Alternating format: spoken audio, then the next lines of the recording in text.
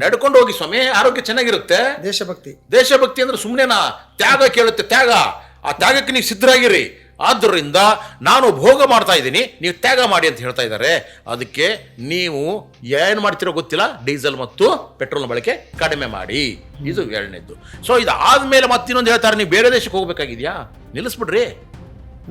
ಬೇರೆ ಯಾವ ದೇಶಕ್ಕೆ ಹೋಗ್ಬೇಡ್ರಪ್ಪ, ನೋ ಸ್ಟಾಪ್ ಎಲ್ಲವನ್ನು. ಇದನ್ನು ನಿಲ್ಲಿಸ್ಬಿಡಿ.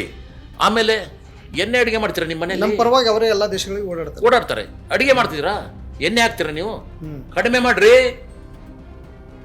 ಖಾದ್ಯ ತೈಲ ಅಂತಿದೆಯಲ್ವಾ, ಅಡಿಗೆ ಮನೆಯಲ್ಲಿ ಪ್ರತಿಯೊಬ್ಬರಿಗೂ ಬೇಕೇ ಬೇಕಲ್ವಾ, ಅದನ್ನು ಸಹಿತ ನೀವು ಮಿತ ಮಾಡಬೇಕು, ಕಡಿಮೆ ಮಾಡಬೇಕು, ಸಾಧ್ಯ ಆದರೆ ಬಿಟ್ಟೇ ಬಿಡಬೇಕು ಅಂತ ಹೇಳ್ತಾ ಇದ್ದಾರೆ ನಮ್ಮ ಪ್ರಧಾನಿಗಳು, ಮಾನ್ಯ ಪ್ರಧಾನಿಗಳು. ಅದಾದ್ಮೇಲೆ ನೋಡಿ ಹೇಳ್ತಾ ಇದ್ದಾರೆ, ಬಹಳ ಬಹಳ ಮುಖ್ಯವಾಗಿರ್ತಕ್ಕಂಥದ್ದು ಏನಂದ್ರೆ, ರೈತರು ಯಾರು ಸಹಿತ ರಸಗೊಬ್ಬರಗಳನ್ನು ಹೆಚ್ಚು ಬಳಸಬೇಡ್ರಪ್ಪ. ನಮ್ಮ ಭೂಮಿ ಹೇಗಾಗಿದೆ ಅಂತಂದ್ರೆ, ರಸಗೊಬ್ಬರಗಳನ್ನು ಹಾಕದಿದ್ರೆ ಬೆಳೆದೇ ನಿಲ್ಲಿಸ್ಬಿಟ್ಟಿದೆ. ಇವಾಗ ಅದು ಅಡಿಕ್ಟ್ ಆಗಿ ಹೋಗ್ಬಿಟ್ಟಿದೆ ನಮ್ಮ ಭಾರತದ ಭೂಮಿಗಳು. ಸೊ ರಸಗೊಬ್ಬರಗಳೇ ಬೇಕು. ನೀವು ಮತ್ತೆ ಏನಾದ್ರೂ ಸಾವಯವ ಗೊಬ್ಬರ ಅಂತಂದ್ರೆ ಆಗಲ್ಲ. ಶ್ರೀಲಂಕಾ ಸಹಿತ ಇದೇ ತರ ರಸಗೊಬ್ಬರವನ್ನು ಬಿಟ್ಟು ಸಾವಯವ ಗೊಬ್ಬರಕ್ಕೆ ಹೋಗ್ಬಿಟ್ಟು ದಿವಾಳಿ ಎದ್ದೋಗ್ಬಿಟ್ಟಿದೆ. ಅದೇ ರೀತಿಯಾಗಿ ಇಲ್ಲೂ ಸಾಧ್ಯ ಇಲ್ಲ. ಹಂಗ ರಸಗೊಬ್ಬರಗಳ ಕಷ್ಟ ಆಗುತ್ತೆ, ಅದನ್ನು ಬಳಸಬೇಡಿ ಅಂತಂದ್ರೆ ರೈತರು ದಿವಾಳಿ ಆಗಲ್ಲ, ಆತ್ಮಹತ್ಯೆ ಮಾಡ್ಕೊಂಡು ಸಾಯ್ತಾರೆ, ಬೆಳೆಗಳೇ ಬೆಳೆದೇನೆ.